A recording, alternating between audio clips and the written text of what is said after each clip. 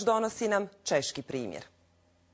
Američki predsjednik Obama posjetio je Prag čak 2 puta unutar godinu dana u prvoj polovici svog predsjedničkog mandata.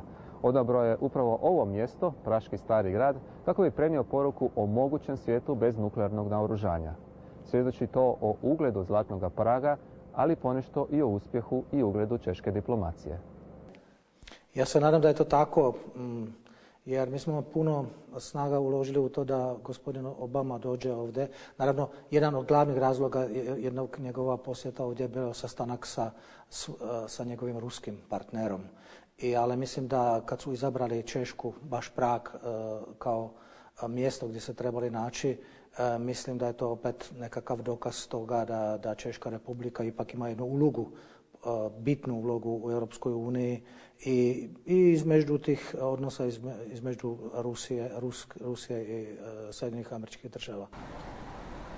Palača Černi u starom praškom gradu iznad Vltave bila je sjedište austro-ugarskog carskog namjesnika, pa ministarstva vanjskih poslova Masarykove Čehoslovačke, sjedište namjesnika Hitlerovog Trećeg rajha za istočne zemlje, pa sjedište ministarstva komunističke vlade.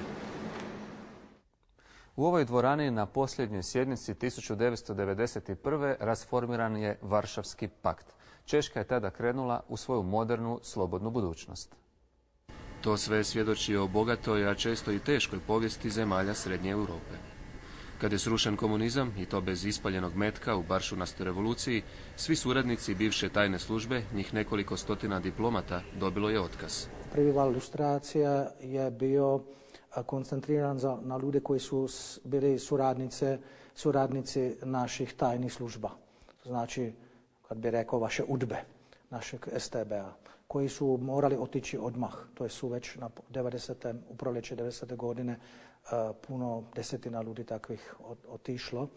I nakon toga je bio uveđen naš zakon o lustracijama, koji naravno prouzročio da puno drugih takvih ljudi je bilo prisiljeno da odu.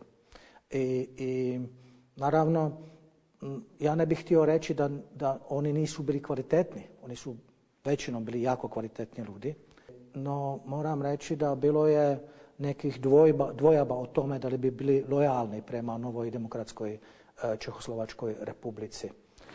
Partija je imala možda 1 milijun članova, a lustracija se odnosila na nekoliko desetaka tisuća, svi koji su bili na funkcijama u njenoj nomenklaturi.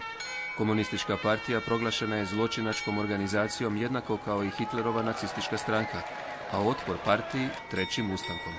Oni koji su bili žrtva bilo kakve partijske represije danas imaju pravo na mirovinu. Odjednom je u diplomaciji, kao i u ukupnom državnom sustavu, nastala golema rupa. No diplomacija nije bila prioritet nove vlasti. The first years after the Velvet Revolution started the major change in the concept of the foreign policy of the Czech Republic. And the training of the Czech diplomats was an issue which was not the priority at the first moment. And that's why the ideas of the creation of the training institute appeared gradually after. Pavla Havrlikova magistrirala je ekonomiju, javila se na natječaj u ministarstvu i dobila posao, ponajprije zbog poznavanja jezika. Danas je zamjenica ravnateljice Diplomatske akademije. Akademija je osnovana 1997. kao zajednički projekt Češke, Finske, Austrijske i Nizozemske vlade, a prve 2 godine u potpunosti ju je financirala Europska unija. Akademija ima 3 vrste tečaja, temeljni za nove diplomate, menadžerski za veleposlanike i šefove sustava, te takozvani individualni za eksperte s određenih područja koje svaka diplomacija svijeta ponekad treba u svojim redovima. They are experts in a certain field, in specific issues, but they need to strengthen their skills and knowledge concerning performing in performance of their duties in the foreign service. Došlo je puno novih, mladih, jako kompetitivnih i kompetentnih ljudi koji nama i mojoj generaciji pokazuju kakvi mogu biti mladi diplomati, jer imaju puno, bi sam rekao, bolje školovanje od našeg školovanja koje smo imali mi još u vrijeme socijalizma. Imaju veće i dublje horizonte nego smo imali mi. Češka je poznata po tome što često ima izdvojena mišljenja u Europskoj uniji, ali i po tome da vlada i predsjednik često veslaju u različitom smjeru. Klaus je najveći euroskeptik među novim članicama, a i šire. On se zove eurorealistom.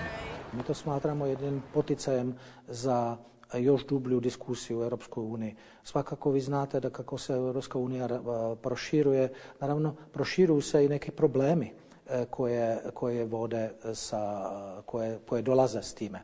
Da li ipak to predstavlja određen problem za funkcioniranje diplomacije kad predsjednik ima različito mišljenje od ministra, recimo? Naravno da to ima nekakav odjek. Svakako, ljudi nas pitaju, naši kolege nas pitaju, ali to je baš zadaća diplomatije da svlada takve situacije. Češka diplomacija danas kombinira karijerne i političke diplomate, no svi moraju proći obuku na diplomatskoj akademiji. Temelj sustava je nešto što zovu karijernim redom, koji bi trebao biti brana svakom političkom utjecaju.